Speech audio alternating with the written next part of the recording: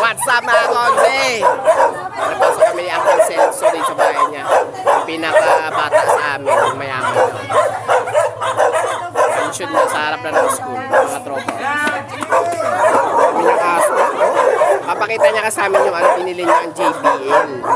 Kasi hindi niya daw kami nasama nung bumili siya. Kaya papakita yung bagong JBL niya na speaker. Maganda daw, malaki. Tapos yung ano, tapos yung swimming pool niya, papuntahan natin yung swimming pool niya. Yung swimming pool sa dito, yung tagal-tagal din nagamit. Paliligo daw kami.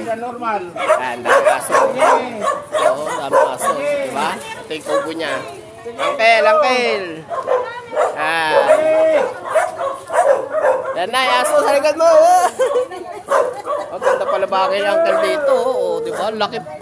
Laki pala dito. Diba? Ito yung swimming pool pala ni uncle, mga ka-onse.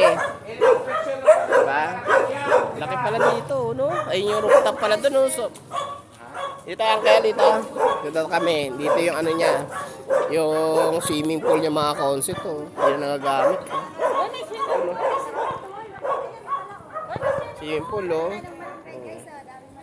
Swimming pool si Uncle Celso, kaso tuyo. Lalagyan namin tubig na lang yan, mga ka-onse, para maligo kayo mga kaibigan namin, di ba?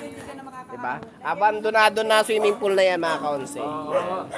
Dito kami sa ano. Nandito pala nakapadlock. Dito pala sa padlock. Yung JBL niya, oh. Buksan ko muna ang aking Mga ka-onse, di ba? elevator. Ganda ng bahay yan, oh.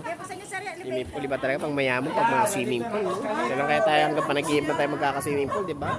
Papasukin natin, yung ganda rin, oh. Dito nagkakape si Uncle, oh. Ito, bahay mini house. Yan, di ba? Ang ganda ng mga ka-onse, ah. Hindi pa natin nakita pala yung ano, JBL, eh. Yung JBL. Walang GBL. Ayun pala, nakataklo. Ang JBL, laki, oh. Ang laki pala, oh. Inumutan pa ni Uncle. Ang laki pala, mga ka-onse, lapad. Ito pala pinapakita niya, JBL, laki, oh. Diba? Ang ganda ng mga ka-onse, bye-bye.